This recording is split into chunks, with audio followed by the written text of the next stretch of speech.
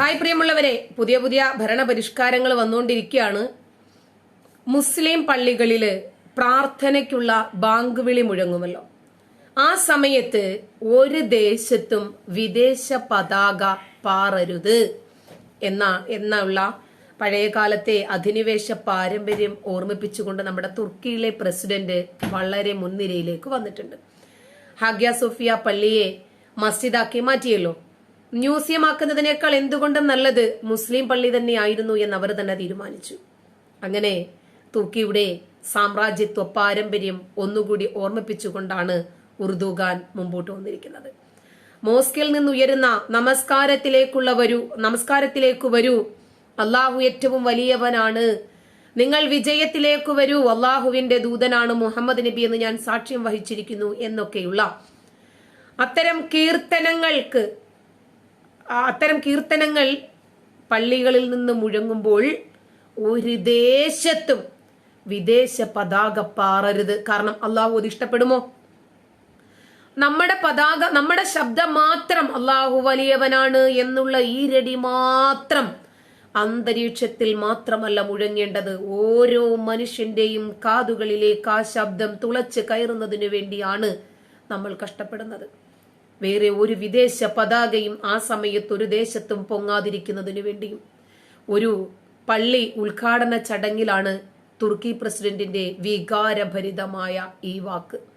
ലോകത്തിലെ ഏറ്റവും വലിയ ക്രിസ്ത്യൻ കത്തീഡ്രലുമായിരുന്ന ഹാഗ്യ സോഫിയ ആരാധനാലയം കഴിഞ്ഞ വർഷം മുസ്ലിം പള്ളിയായി പ്രഖ്യാപിച്ച് ആരാധനയ്ക്കായി മുസ്ലിങ്ങൾക്ക് തുറന്നു കൊടുത്തിരുന്നല്ലോ.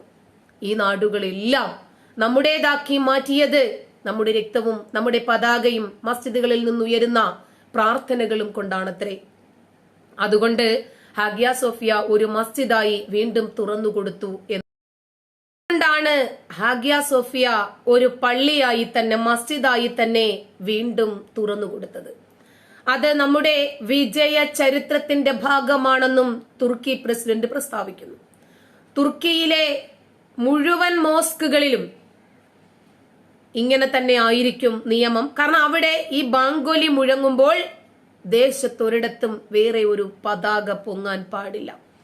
തുർക്കിയിലെമ്പാടും മോസ്കുകൾ പണിയുമെന്ന് ആ ചടങ്ങിൽ വെച്ച് അദ്ദേഹം വാഗ്ദാനം ചെയ്തു.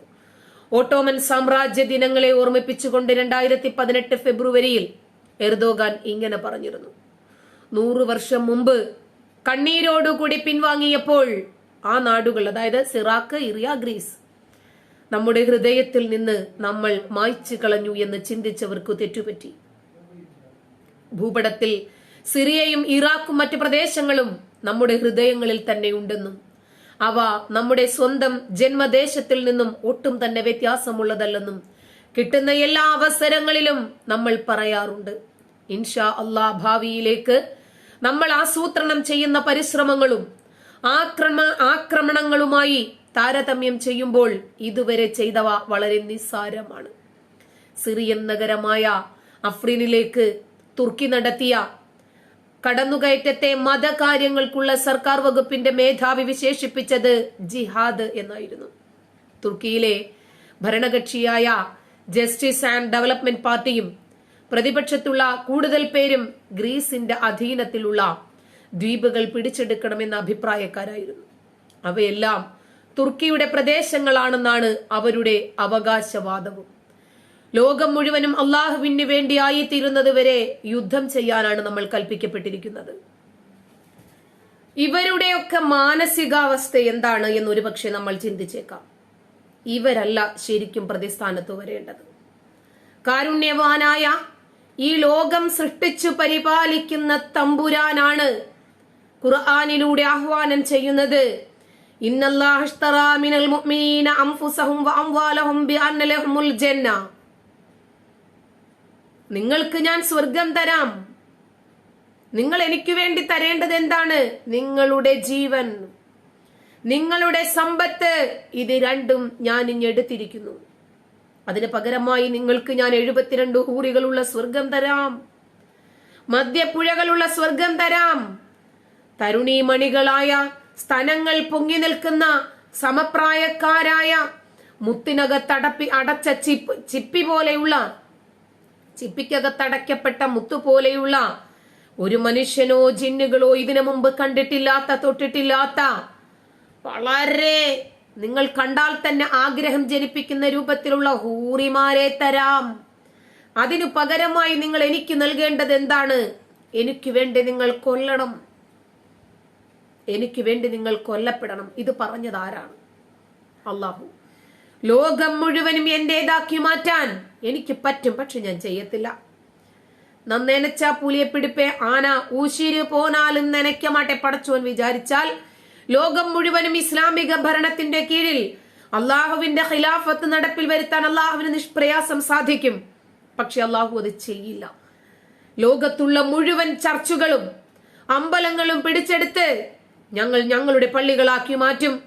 അങ്ങനെ പിടിച്ചെടുക്കപ്പെട്ട പള്ളികളിൽ ഇരുന്നു കൊണ്ട് അള്ളാഹുവിനോട് ഞങ്ങൾ പ്രാർത്ഥിക്കും, അള്ളാഹുവേ നീ ഞങ്ങൾക്ക് പുറത്തു തരണേ. ഞങ്ങളുടെ അള്ളാഹു പ്രത്യേക രൂപത്തിലുള്ള വിശാല മനസ്കനാണ്.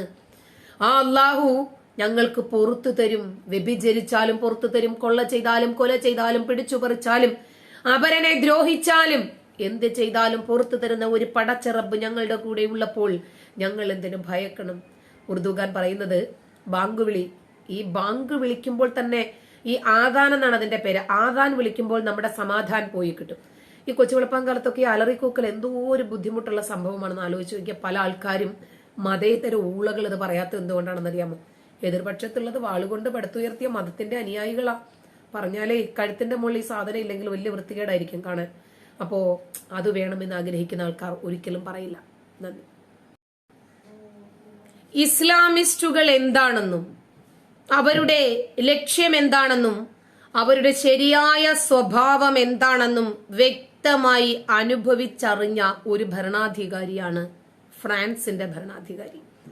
മുസ്ലിങ്ങളോടുള്ള ഫ്രാൻസിന്റെ പുതിയ സമീപനത്തിന്റെ പേരിൽ അറബ് ലോകത്ത് മുഴുവനും പ്രതിഷേധം ഭയങ്കര ശക്തമായിരിക്കുകയാണ്.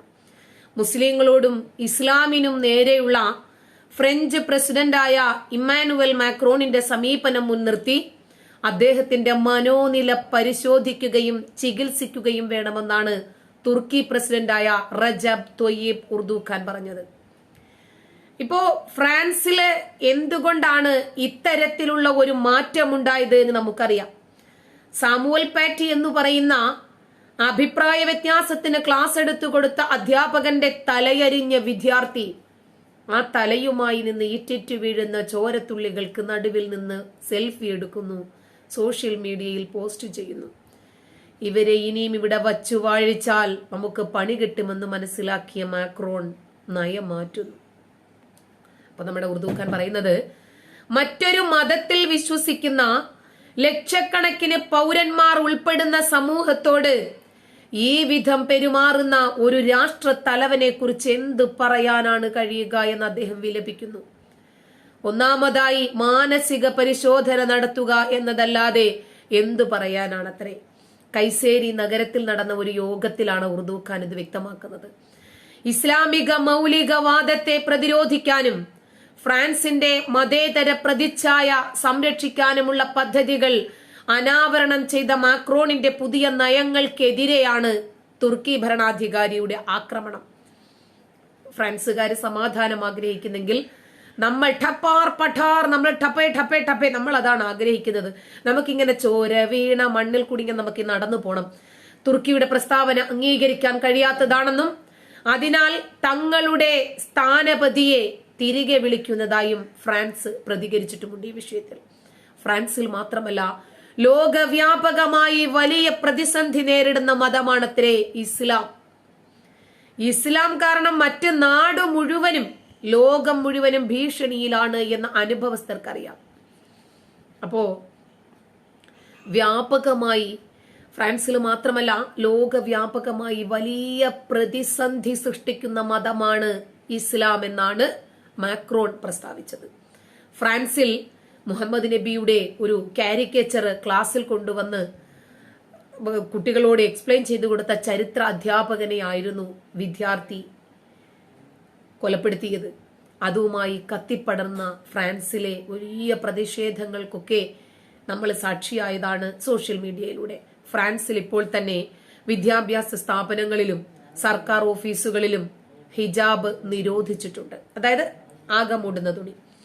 മാക്രോണിന്റെ പരാമർശത്തിനെതിരെ വ്യാപകമായ പ്രതിഷേധം ഉയരുകയും ചെയ്തിട്ടുണ്ട്. പള്ളികളിലെ വിദേശ ധനസഹായത്തിന്മേൽ കടുത്ത നിയന്ത്രണവും മാക്രോൺ ഏൽപ്പിച്ചിട്ടുണ്ട്. അപ്പോൾ മാക്രോണിന് ശരിയായ ഇവരുടെ പൾസ് മനസ്സിലായിട്ടുണ്ട്.